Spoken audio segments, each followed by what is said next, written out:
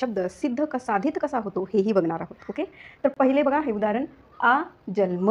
Okay, यथा शक्ती, गैर हजर, दारो दार, घरो घरी. तर या शब्दांमध्ये हे जे शब्द आहेत हे कोणत्या समासाचे शब्द आहेत? तर हे आहेत अव्ययी समास, अव्ययी भाव समासाचे हे शब्द आहेत. ओके, आलं लक्षामध्ये तुमच्या? हे अव्ययी भाव समासाचे उदाहरण आहेत. तर यामध्ये साधित कसं केलं आहे तर लक्षात घ्या, 2 शब्दांपासून तयार झाले. कोणते 2 शब्द? आ आणि जन्म. म्हणजेच काय, या आ हे आता जेव्हा शब्दाच्या सुरुवातीला एखादे अक्षर किंवा शब्द लागून येतात त्याला काय म्हणत असतो आपण? उपसर्ग असे म्हणत असतो.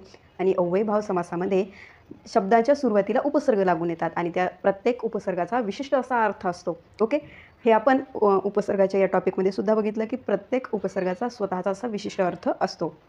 आ उपसर्गाचा विशिष्ट अर्थ काय आहे? तर जन्मापासून. ओके, मग हा आ उपसर्ग काय आहे? पासून हा अर्थ व्यक्त करतो. जन्मापासून, जिथून उगम होतो, जिथून सुरुवात होते त्या ठिकाणी आ हा उपसर्ग लागत असतो.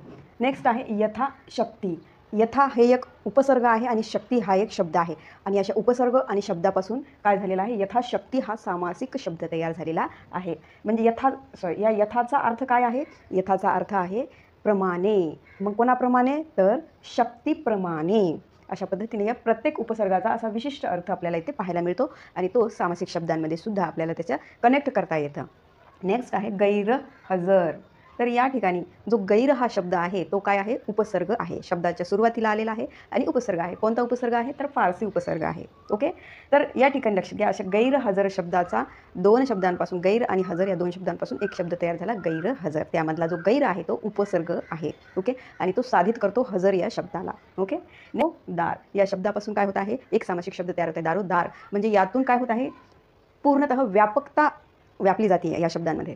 घरोघरी. आता घरोघरी म्हटल्यानंतर एका घरी होईल का? नाही. किंवा दारोदार म्हटलं तर एका दारी होईल का? एका दारात होईल का? तर नाही. घरोघरी, दारोदारी ही जी शब्दाची पुनरावृत्ती होऊन त्या विशिष्ट अर्थाचा त्यात उल्लेख होतो. म्हणजे त्या अर्थाची जी तीव्रता आहे ती व्यक्त होत असते अशा शब्दांमधून. आणि हे शब्द अभ्यस्त शब्दांमध्ये सुद्धा येतात आणि सामासिक शब्दांमध्ये सुद्धा येतात. ओके, म्हणजेच काय, हे शब्द काय आहेत? अशी पुनरावृत्ती झालेले शब्द हे एकतर शब्दाच्या अर्थाची तीव्रता व्यक्त करतात आणि हे असे शब्द काय करत असतात? व्यापकता अर्थ व्यक्त करत असतात. दारोदार म्हणजे कोणत्याही एका दारी नाही तर प्रत्येक दारी आहे. म्हणजे दाराची व्यापकता तिथे आहे की सगळ्याच दारांमध्ये आहे.